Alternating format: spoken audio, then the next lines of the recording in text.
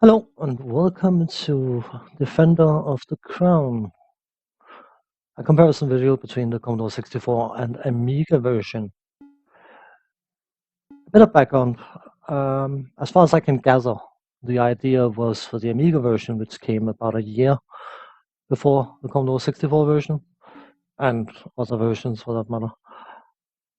The idea was to showcase what the Amiga was capable of by releasing this game. The thing is, they ran out of time in the process of making it, so they didn't manage to fulfill all the ideas that was intended for the game, which was later rectified in later versions. That's where there will be some gameplay differences between the Commodore 64 and Amiga version, and some options differences. The thing is, though, by the way, as per usual, I'm doing comparison videos. I'm giving the different versions a set amount of time to play their sound and music. In the case of this comparison video, 1 minute each, and when the version name lights up, that is the active audio version. But anyway, regardless, if the intention was to showcase what the Amiga was capable of, you gotta wonder why they didn't use any of the things that the Amiga was capable of. You don't showcase a Lamborghini by driving 20 miles an hour. And while the Amiga version undoubtedly is very, very nice looking, still screens could have been done in hold and modify mode, or known as ham, which is basically allows the full use of the Amiga's basic range of 4096 colors. Or they could have employed half-bright mode, which basically clones the 32 colors you can use out of the 4096 colors normally, and display them at half brightness, hence half bright, but it gives access to a total of 64 colors. None of those were used, so basically, if the idea was to showcase the Amiga's capabilities, it just didn't happen. By the way, notice, I don't know if you paid attention to the character selection. It said that the character I chose on the Amiga version was average in swordplay. And as soon as I got into the game, he was actually weak, and it was proven in my attempt to do a raid. I failed flat on its face. But the setting of a Defender of the Crown, after some years after the incident of Robin Hood, the king has been assassinated, and the crown has disappeared. And of course, the sixth knight he appointed to caretake the country when he was away on crusades are inevitably going to fight over ownership of the throne, even, and or claims to the throne and claims to the crown. So you start as one of the three Saxon lords, and you will be competing for control of England. You will be fighting against three Norman lords, and in the case of the Amiga version, the two other Saxon lords, because there's no friends in this game, only enemies. Touching on the Commodore 64 version, this scene, I decided to edit it because I don't want to gamble on YouTube sensibilities. There's a semi-romantic scene, which is, it doesn't show anything that you couldn't see elsewhere, but as I said, I'm not going to gamble on YouTube sensibilities, so I decided to just cut it out for good measure. If you want to see it yourself, you can play the game.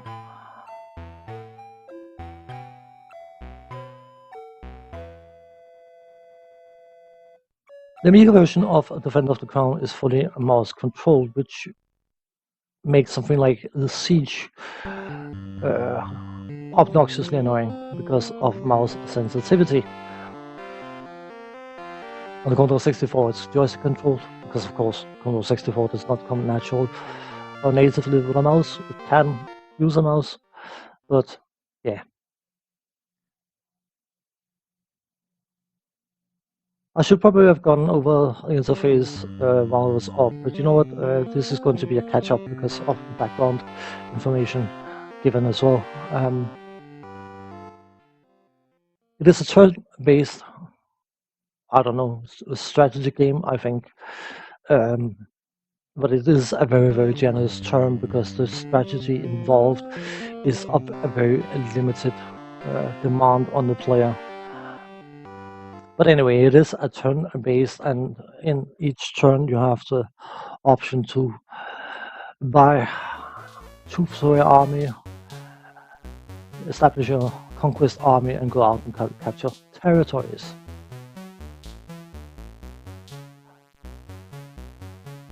On the Amiga version, you can build army and move your army in the same turn, whereas on the Commodore 64 version and other versions, but it's irrelevant. I'm only concerned about these two versions. Building your army will end your turn basically. So, or buying new troops for your army will end your turn. So that is something you have to be very mindful of. Other noteworthy changes is the fact that on the Commodore 64 version, you actually have an energy bar or health bar for your character when you go out in doing raiding and other sword fighting shenanigans, whereas on the Amiga version, you just move the mouse pointer to the right hand side and click like crazy and hope that your swordman's skill is adequate to beat the enemy. The character chosen for the Amiga version wasn't, but the Commodore 64 version is a somewhat, I don't know.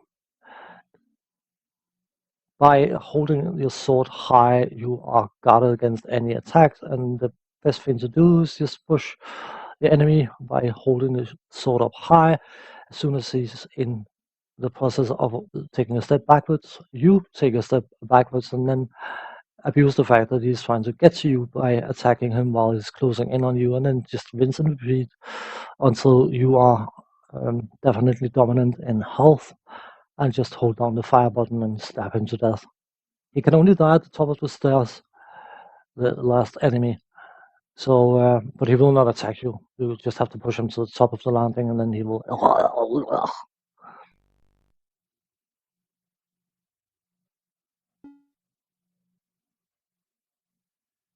Other differences is on the Commodore 64 version is actually Allied victory.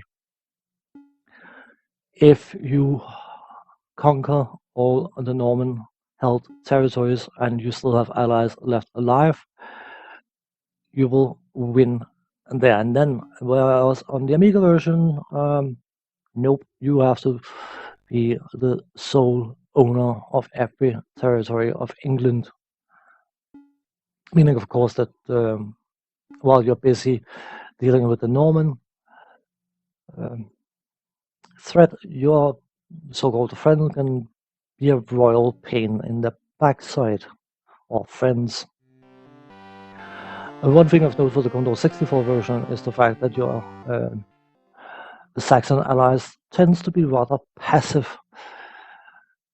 Especially at the start of the game, you will probably notice that the Norman, which are the square flagged markers on the Commodore 64 map, and the Saxon are the shields.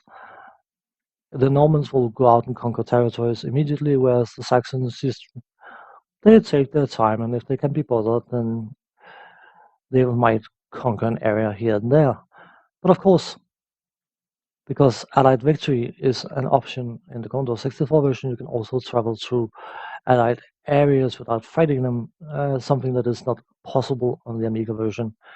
Any territory that you do not own is hostile. So,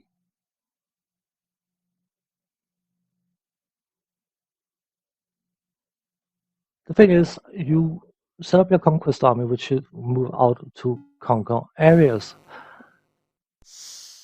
But you also leave a garrison, if you're smart, to guard your home castle. Because if your home castle at any point is taken out, then you lose all territory. And that is the tactic that you basically have to employ. Because why fight your enemy's armies in the field if you can just go to his home base and say, hello? And that is basically what you end up having to do. There's something to be said for the tactical, strategic aspect, whatever you call it. You can't just sit idle and let the game turns pass, because I don't know whether it's intentional or it is a glitch. Something that tends to happen predominantly in the Amiga version, but on both versions, is the fact that for some bizarre reason the computer suddenly out of nowhere tends to get an extraordinary amount of troops considering how much territory they own. Each territory has a certain gold income value per turn, and they also have a certain amount of vassals, which is basically troops you can call in to aid you as you go through the areas. And unless the computer has an awful lot more vassals available to them than the player,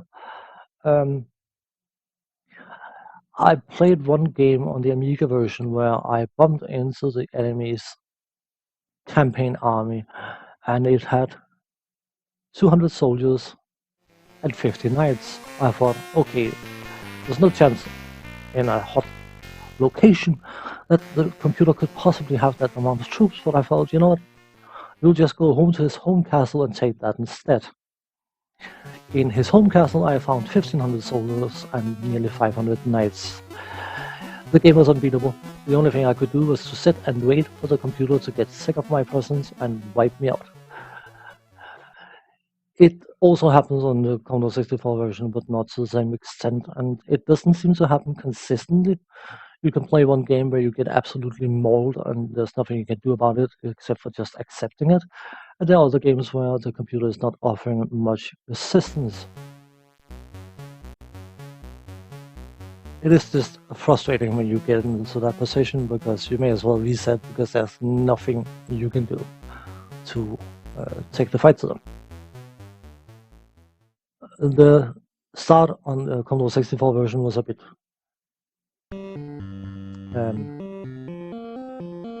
undesirable, but I decided to stake it out, and I, as you can probably tell, beginning to turn it around. Doing a siege on the Amiga version at the moment, and you can probably see there's some cauldrons with some stuff in to the left of the catapult, and you have the boulders on the right hand side. Those cauldrons are not used in the Amiga version. I don't know why they're even drawn, because they have no effect. The only thing you can do is to use the boulders to knock down the wall, and the more of the wall you knock down, the easier it will be to capture the castle. If you barely break any of the wall down, then it's going to be a pain for your men to engage the enemy, and a far inferior defensive force can easily crush your troops, even though you have up to 3 times as many men. It is, if you can't do anything else, at least crush that wall. It's very important. As you may have gathered, or noticed, I should say, at some point during this video, Robin Hood, or Robin of Locksley, as he's called, is an elderly man in this game, and he offers you support 3 times during your conquest to unify England. And in order to call his help before you decide to raid or conquer an area, you click on show it first, and Robin Hood will say, "Yep, I'll help you," and he will then help you in your next endeavor, whether it's raiding, sieging, or whatever. So we will have to knock out our friend. Random encounters, or random occurrences, I should say, not encounters, but occurrences can take place, such as Viking raids, and I haven't seen it in the Amiga version, but what I did notice was Norman raiders raiding my tax sheriffs or whatever thing, losing, it costing me half my income for the term. This can be rather frustrating because, again, it is just a random occurrence and not something you can do much about.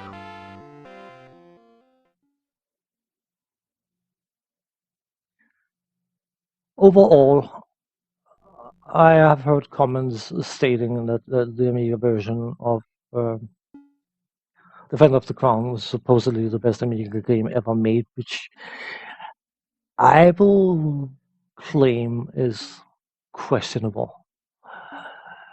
Sure, when it came out, it was absolutely top notch and all that, but it wasn't as top notch as it could have been, and the gameplay is lacking sorely.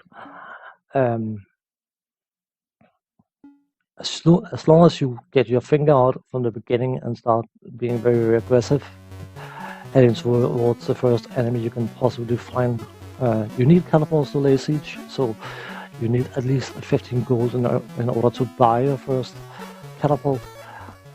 But you have to be active, or the computer will just slowly but surely completely crush you. There are other things I could mention, like tournaments, which is a jousting option where you can joust for fame or land. But unless you are very confident in your jousting abilities, I personally wouldn't bother too much, because fame, it's, you take a hit to your fame, who cares? But if you joust for land and you lose, then you lose whatever area you can, or your opponent has chosen. But of course, on the other hand, if you're very good at jousting, you can actually, through the jousting tournaments, or the tournaments even, conquer an awful lot of area of enemies.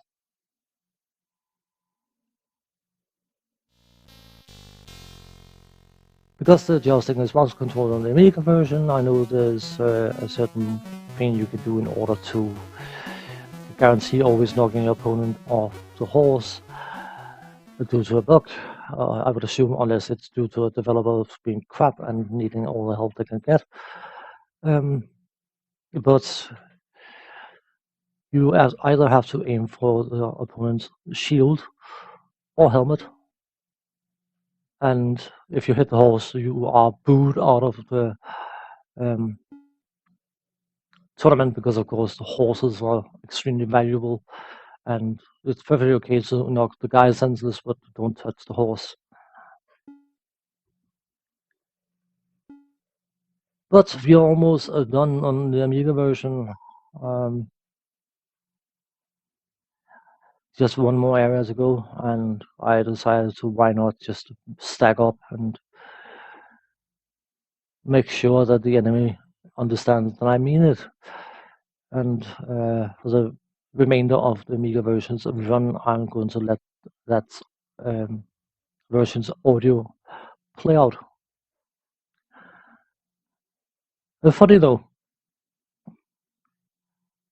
if the intention was to showcase the Amiga's capabilities, I would argue that it didn't live up to the idea of what it was supposed to be doing. Whereas on the Commodore 64 version, it actually showcases the Commodore 64's capabilities quite well, at least from a graphical point of view. Because yes, sure, there is some graphical differences, but are they 16-bit differences? I'm not convinced. Either the Amiga version is graphically average, and the Commodore 64 version is graphically stellar, or I don't know. I think graphically, I suppose that's also down to having seen other games on the Amiga since Defender of the Crown. Graphically, the Commodore 64 version is definitely the more impressive version, the system considered. And the music. Richard Joseph's version is infinitely better sounding on the Commodore 64 than the Amiga version of the same music. And yeah, I don't feel that the orchestration on the Amiga version is doing the Amiga any justice. It's actually rather boring. And on the other side, on the Commodore 64 version, while maybe not the greatest Commodore 64 tune ever made, I still think that it is, from a sound point of view, also superior to the Amiga version. And I'm not going to go into capabilities and all that stuff when it comes to sound. I'll just say that I think the orchestration, as they call it, could have been done so much better. But we were crowned king on the Amiga version, and everyone are now living in peace. So we can fade out in a moment's time and give the Commodore 64 full screen for the remainder of that video, and lo and behold, I will be completing that version as well.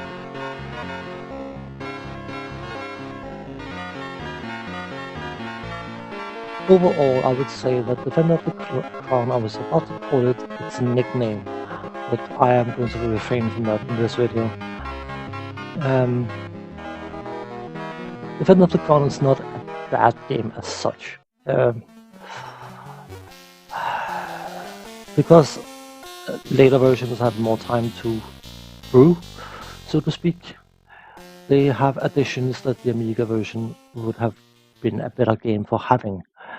Something like in the combat interface, you probably noticed that you can stand and fight, or you can ferociously attack even, or you can scream in panic and flee, or also called retreat on the Amiga version. But as on later versions, or specifically in this case the Commodore 64 version, you also have the option to outflank or bombard, and those two options, if you have an awful lot of knights, outflanking can be devastating towards soldiers. Whereas, of course, if you have a bombard, or if you have a lot of catapults, then bombarding can be extremely effective against enemy troops. Neither of those options available on the Amiga versions. So on the Amiga version, you just want one catapult, and in order to lay sieges, and that's about it. Whereas on the Commodore 64 version, having a good handful of catapults and bombard troops in the field can be rather satisfying.